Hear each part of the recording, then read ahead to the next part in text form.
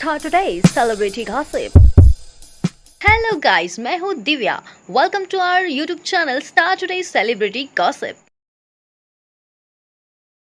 दोस्तों, Colors TV के show पिशाचनी में आप अगले एपिसोड में देखेंगे कि निकिता के शादी का संगीत घर में शुरू हो चुका है. जहां संगीत में सब लोग डांस करते हैं, वहां पवित्रा रॉकी के साथ डांस करती है और उसे ये शिकायत होती है कि निकिता के मंगेतर को ये फिक्र ही नहीं है कि वो किसके साथ डांस कर रही है.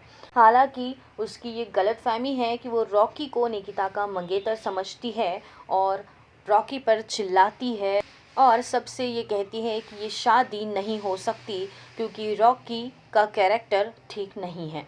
तब निकिता ये क्लियर करती है पवित्रा से कि रॉकी उसका मंगेतर नहीं है बल्कि वो तो उसका चचेरा भाई है. और पवित्रा ये सुनकर हैरान रह जाती है और खुद को शर्मिंदा भी महसूस करती है. पवित्रा बाबूजी के पास जाकर माफ़ी भी मांगती है और बाबूजी उसे कहते हैं कि बेटा, तुमने जो भी किया है सही किया है और हमें गर्व है इस बात पर कि हमारी निकिता को तुम्हारे जैसा इतना अच्छा दोस्त मिला है जो उसकी इतनी फिक्र करता है.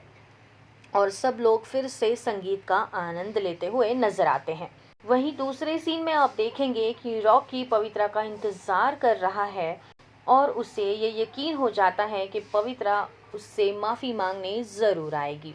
और यही होता है. पवित्रा उसके पास जाती है और उससे माफ़ी भी मांगती है क्योंकि उसने उसे गलत समझा. और रॉकी उसके सामने जानबूझकर ये एक्टिंग करता है कि तुमने मेरे कैरेक्टर को ऐसे ही खराब कर दिया है और मजाक में ये भी बयान कर देता है कि मेरी गलती सिर्फ इतनी थी कि मैं जिस लड़की से प्यार करता हूँ उसके साथ डांस कर रहा था.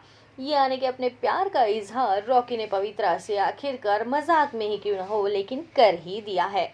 और उसी जगह जब पवित्रा को ठंड महसूस हो रही है तब रॉकी अपना जैकेट उतार कर पवित्रा को दे देता है. पवित्रा के कंधे पर रखकर उसे ठंड से बचाने की कोशिश करता है. संगीत की पार्टी में पिशाचनी सर पर पल्लू लिए अपना चेहरा ढककर डांस करने में लग जाती है और बाबूजी जो है तो पिशाचनी को नोटिस करते हैं, देख लेते हैं. बाबूजी के नज़र में आ जाती है पिशाचनी. वहीं प्रतीक और अमृता बहुत ही बुरी तरह से घबरा जाते हैं और बाबूजी को ये पता चल जाता है कि प्रतीक ने उनके सर पर हाथ रखकर झूठी कसम खाई थी. दूसरी ओर पिशाचनी दिखावा करती है कि उसके पैर में मोच आ गई है और वहां से उठाकर रॉकी उसे लेकर चला जाता है. और रॉकी वही पिशाचनी के डांस की तारीफ भी दिल खोल कर करता है. तब शिखा बाबूजी से कहती है कि रॉकी उस लड़की के साथ गया है जिसकी पैर में मोच आई थी.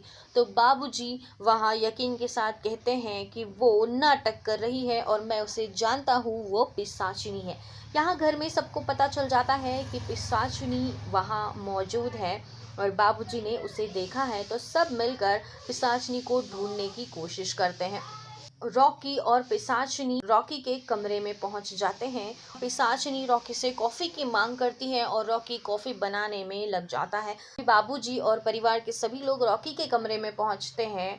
बाबूजी के हाथ में पवित्र जल होता है जो पिशाचनी पर छिड़कने के लिए बाबूजी के हाथ में उन्होंने रखा होता है.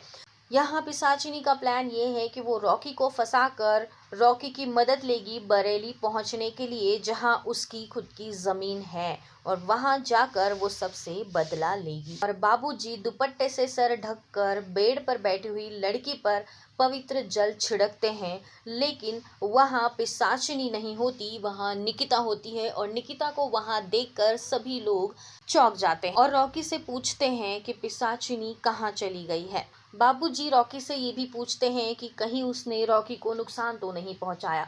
तो रॉकी इनकार कर देता है, कहता है कि वो पिशाचिनी नहीं, एक साधारण गांव की लड़की है जो आप सबको देखकर घबरा कर यहाँ से चली गई होगी.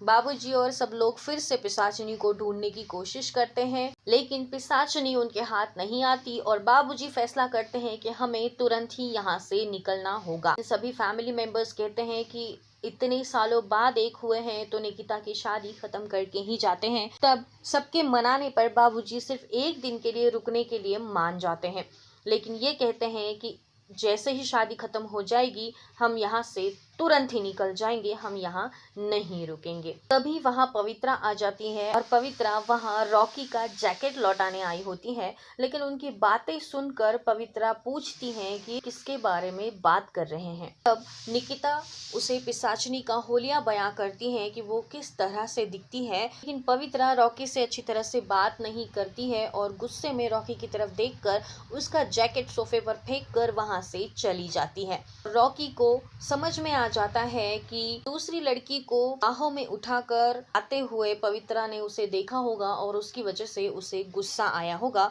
जबकि पवित्रा ने निकिता की बातों पर ध्यान नहीं दिया।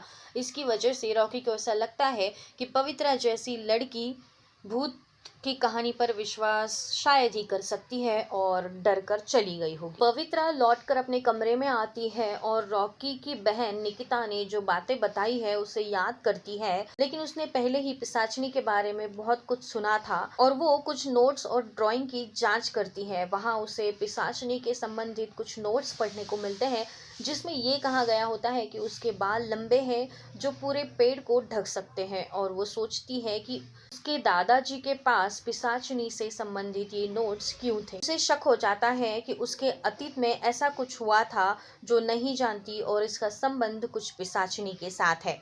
वो सोचती है कि ये सब क्या है और पिशाचनी कौन है और वो ठान लेती है कि मैं इसके बारे में पूरी तरह से जान कर रहूंगी।